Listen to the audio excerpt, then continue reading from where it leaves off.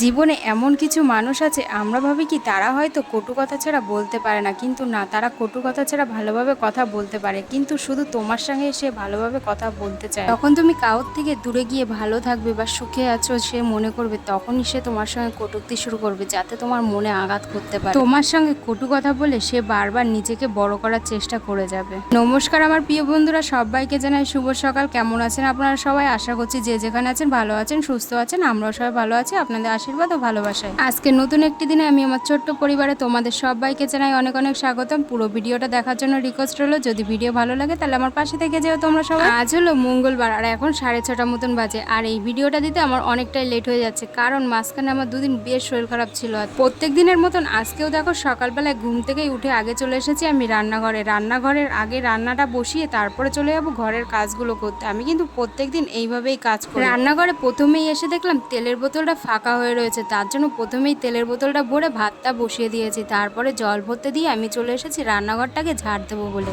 জানো তো, এইভাবে আমি কিন্তু দুদিকে কাজ করে নিজের জন্য একটু সময় বের করি, আর সঙ্গে তো তোমাদের ডোডো বাবাকেও অনেকটা সময় দিতে পারি। আর কালকে জানো তো অনেক জামা কাপড় কেচেছিলাম, কিন্তু মেঘলা ওয়েদার হওয়ার জন্য ঘরেই সবকিছু নেড়ে রেখেছিলাম। এইগুলো এখন ঘরটার ঝাড় দিয়ে তারপরে বাইরে জামা কাপড়গুলো রোদে নেড়ে দেবো। আর আমি জানো তো ঝাড় দিতে দিতে কিন্তু একদিকে মাছের ঝোলটাও বসিয়ে দিয়েছিলাম, সেটা তোমাদের সঙ্গে শেয়ার করতে পারিনি। জানো তো, সময়ের কাজ যদি সময়ে না করা হয় তাহলে কিন্তু সেই কাজটা জমতে জমতে অনেক বড় একটা কাজ হয়ে যায়, আর তখন কিন্তু খুব কষ্ট হয়। ঘরে এমন অনেক কাজ থাকে যেগুলো আমাদের সময় মতন চোখে পড়ে না, কিন্তু যখন সেইখানে অনেক বেশি নোংরা হয়ে যায় তখনই কিন্তু আমাদের চোখে পড়ে। যেমন দরজা জানলা, এইগুলো কিন্তু যখন আমরা ঘরটা ঝাড় দিয়ে বা মুছে নেওয়া যায় তাহলে কিন্তু আর ওইখানে নোংরা পড়ে না, আর কাজটাও কিন্তু খুব তাড়াতাড়ি হয়ে যায়। রান্নাঘর বড় ঘর ঝাড় দিতে দিতে কিন্তু আমার রান্নাবান্না প্রায় আধে কমপ্লিট হয়ে গেছে। তারপরে পুরো কমপ্লিট করে আমি চলে এসেছি একেবারে বাথরুমের কাজগুলো করতে, মানে ওই বাসন মাজা, জল ভরা, এইগুলোই। কিন্তু আমরা দেখো যেহেতু টাইম কলের জল খাই, আবার রান্নাতেও টাইম কলের জল ব্যবহার করি, তাই কিন্তু সকালবেলায় রান্না বান্না করে খাওয়ার জলটাও ভরে নিই, আবার যে রান্নার জলটা সেই জলটাও কিন্তু ভরে জল টল ভরে নিয়ে একবারে বাসনগুলো মেজে নিয়েছি। তারপরে বাসনগুলো ধুয়ে নিচ্ছি, বাসনগুলো ধুয়ে তারপরে এইগুলো রেখে এসে আজকে ভাবছি বাথরুমটা একদম পরিষ্কার করব।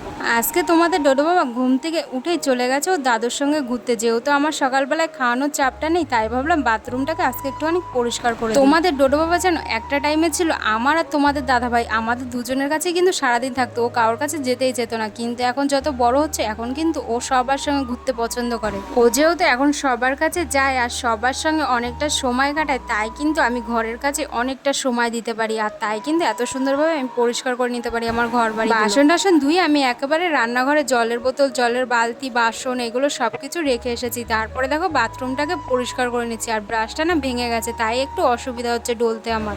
আমি তবু যতটা ভাঙা ব্রাশ দিয়ে পারলাম ভালো করে ডলে ডলে পরিষ্কার করে নিয়েছি। আর আমাদের গরমকালে কি বলো তো, সারা বাথরুমে যেহেতু ড্রামে ড্রামে জল ভরে রাখা হয়, তাই কিন্তু শ্যাতলাটা একটুখানি বেশিই পড়ে। যেহেতু সামনের থেকে পরিষ্কার করা হলেও ড্রামের তলায় কিন্তু আর বেশি পরিষ্কার করা হয় না, তাই কিন্তু শ্যাতলাটা পড়ে যায়। আজকে যেহেতু পরিষ্কার করে নিলাম তাই কিন্তু শ্যাতলাটা অনেকটাই কমে গেল।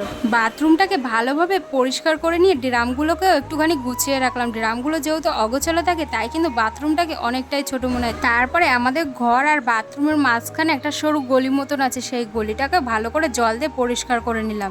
যে কোনো জায়গা পরিষ্কার করার পরে কিন্তু দেখতে সুন্দরই লাগুক, সেটা ঘরই হোক বা বসার জায়গায় হোক না। এইদিকে দেখো বাথরুমটাকে পরিষ্কার করে নিয়ে আমি চলে এসেছি রান্নাঘরে বাসনগুলো গুছিয়ে নেওয়ার জন্য। যেহেতু আমি বাথরুমটাকে পরিষ্কার করব বলে বাসনগুলো মেজেই আমি রান্নাঘরে রেখে গেছিলাম, ওর জন্য কিন্তু আমার বাসনগুলো গুছানো হয়নি। তারপরে দেখো বাসনগুলোকে এই গাবলাটার মধ্যে গুছিয়ে রাখছে। আর আমাদের কি বলতো, বাসন রাখার কিন্তু কোনো র্যাক এখনো পর্যন্ত কেনা হয়নি, তাই কিন্তু এই গাবলাটার মধ্যে গুছিয়ে রাখতে হয়। যখন আমি গাবলার মধ্যে বাসনগুলো রাখি তখন কিন্তু আমি জল ফেলে ফেলেই তারপরে বাসনগুলো গুছিয়ে রাখি। তারপরেও মাঝে মধ্যে জল জমে যায়, তখন কিন্তু আমি বাসনগুলো নামিয়ে নিয়ে জলটা ফেলে নিই, তারপরে আবার বাসনগুলো বাসনটা গুছিয়ে নিই। একবারে দেখো আমি গ্যাসটাকে মুছে নিয়েছি। আর আজকে কি কি রান্না করেছি বলো তো? আজকে রান্না করেছি মাছ দিয়ে আলু দিয়ে ঝোল, আর কুমড়ো শাক আলু দিয়ে তরকারি, আর করেছি প্রত্যেক দিনের মতন ভাত। আর কুমড়ো শাকটা জানো তো আমাদের বাড়ির শাক কিন্তু।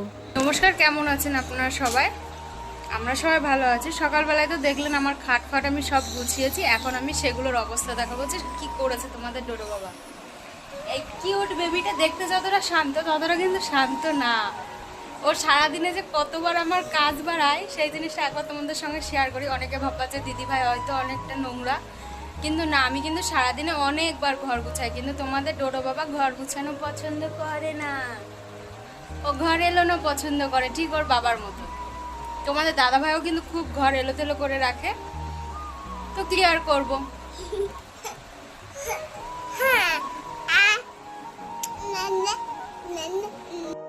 এবার ওর অবস্থাটা দেখো, দেখো ওর অবস্থাটা একটু। এখন ওরা কার্টুন চালিয়ে দিই, তারপর আমি ঘরের সমস্ত কাজ গুছাবো, না আমি গুছাতে পারবো না। সকালবেলায় কিন্তু আমি খাটটা গুছিয়েছিলাম, কিন্তু তারপরে দেখো তোমাদের দাদাভাই ওকে খাবার কিনে দিয়ে গেছিলো, আর সেই খাবার সারা খাট ছড়িয়ে কি করেছে। তারপরে ওকে কার্টুন চালিয়ে সকালবেলা আমি তোমাদের বললাম না কিছু জামা কাপড় রয়েছে যেগুলো আমি কেচে রেখেছিলাম কিন্তু শুকাতে পারিনি, সেইগুলোই রোদে দিয়ে শুকিয়ে নিয়েছি। তারপরে সেই জামা কাপড়গুলো গুছিয়ে আলমারিতে ভরে রাখি। তোমাদের ডোডোবা যখন কাউর বাড়িতে যায় তখন জানো তো কত সুন্দর, কেউ যদি বিস্কুট দেয় না ও চুপচাপ বসে খেয়ে নেয়, কিন্তু বাড়িতে আমি যতই ওকে বিস্কুট সাজি না কেন ও খেতেই চায় না। আবার ইদানিং দেখছি বিস্কুট খেতেও বেশ পছন্দ করছে, তাই কালকে রাতে 2 প্যাকেট বিস্কুট এনেছিলাম, সেই বিস্কুটগুলো কোটোতে ভরে গুছিয়ে রাখলাম। বিস্কুটের মধ্যে কি বিস্কুট এনেছিলাম বলো তো? 1 প্যাকেট এনেছিলাম গুড ডে বিস্কুট, আর 1 প্যাকেট এনেছিলাম মেরি বিস্কুট। গুড ডে বিস্কুটটা বেশি খেতে পছন্দ করছে, সঙ্গে মেরি বিস্কুটটাও এনে রেখেছি যে যখন যেটা খেতে পছন্দ করে। তারপর দেখো একেবারে বিছনা টিছনা গুছিয়ে নিয়েছি, সেটা তোমাদের সঙ্গে শেয়ার করলাম না। আর এখন দেখো ঘরটাকে মুছে নিয়েছি, আর আজকে কিন্তু অনেকটা বেলা করেই মুছছি। কেন বলো তো? বাইরে খুবই মেঘলা ওয়েদার হয়ে রয়েছে, যেহেতু আমাদের এখানে প্রায় 2-2.5 মাস বাদে বৃষ্টি হবে, তাই ভাবছি একটুখানি বৃষ্টিতে ভিজবো, ওর জন্য কিন্তু দেরি দেরি করে ঘরটাকে মুছে নিয়েছি। বল আবার বল, আবার বল। কি বলো? ঠান্ডা। বুম না, বলো ঠান্ডা। উপরে ওঠে না, উপরে ওঠে না, ঘর মুছেছি না। বলো বলো।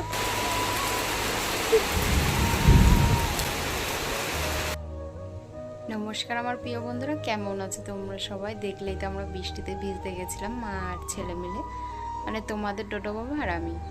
তারপরে ভিজে ঠিজে এসে ওর তো খুব খিদা পেয়ে গেছিলো, ওকে খাওয়া দেয় ওকে ঘুম পড়িয়ে দিয়েছিলাম।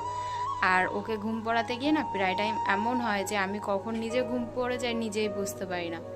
তো আমিও আধা ঘন্টা মতন ঘুমিয়েছিলাম, তারপরে ঘুম থেকে উঠে এখন একটুখানি মাথাটা আছড়ে বসেছি। আর তোমাদের ডোডো বাবা এখনো পর্যন্ত ঘুমাচ্ছে। ও জানো তো গরমের জন্য হয়তো ঘুমাতে পারে না, কিন্তু দেখো এই কয়েকদিন মানে কালকে একটুখানি হালকা ওয়েদার ঠান্ডা ছিল, আজকে বৃষ্টি হলো, ও কিন্তু দিব্যি 1-2 ঘন্টা ঘুমাচ্ছে। তাই ভাবলাম ও যতক্ষণ ঘুমাচ্ছে একটুখানি তোমাদের সঙ্গে কথা বলে তারপরে যে ভিডিওর এডিটিংগুলো থাকে সেইগুলো এখন করে নিই।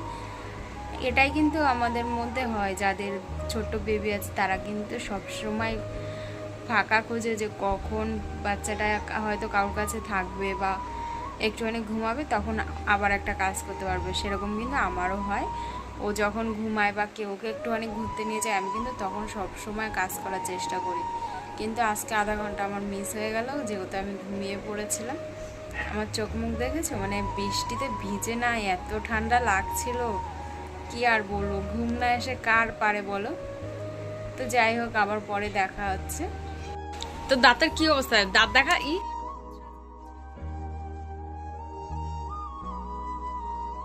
তোমাদের সঙ্গে কথা বলার পরেও কিন্তু ও আধা ঘন্টা ঘুমিয়েছিল। তারপরে ঘুম থেকে উঠে কান্নাকাটি যেহেতু করেছিল, তাই ভাবলাম ওকে একটা ক্যাডবেরি দেওয়া যাক। ক্যাডবেরিটা খেয়ে দাঁতের অবস্থা যা করেছে। আর তোমাদের ডোডো বাবা জানো তো এখন ক্যামেরার সামনে আসতে কিন্তু বেশ লজ্জা পায়। তারপরে আমার সঙ্গে বায়না ধরেছিল চাউমিন খাবে বলে, তার জন্য ওকে একটু অনেক রেডি করে আমিও মাথাটাতে আসলে চলে গেছিলাম ডিম আনতে। ডিম এনে তারপরে দেখো চাউমিন বানিয়ে নিয়েছি। আলু পেঁয়াজ আর একটুখানি ডিম দিয়ে ভালো করে সাদামাটা চাউমিন বানিয়ে দিয়েছি। এইভাবে কিন্তু আমাদের বাড়ি চাউমিন খেতে আমরা সবাই পছন্দ করি। ডিমটা আনতে গিয়ে না অনেকদিন বাদে এই আমলকিগুলোর প্যাকেট দেখলাম। এইগুলো তো ছোটবেলায় অনেক খেয়েছি আর আমার খেতেও কিন্তু খুবই ভালো লাগে। দেখো আমার কি শরীর খারাপ হয়েছে আজকে আর আমি তোমাদের সঙ্গে শেয়ার করলাম না। ডাক্তার আমাকে কিছু রিপোর্ট করতে দিয়েছে, সেই রিপোর্টগুলো করে নিয়ে আমি একবারে তোমাদের সঙ্গে শেয়ার করবো আমার কি হয়েছে। চাউমিনটা খেতে কিন্তু দুর্দান্ত হয়েছিল, তোমাদের ডোডোবার তো খুবই পছন্দ হয়েছিল। আর যদি ভিডিও ভালো লেগে থাকে তাহলে প্লিজ লাইক শেয়ার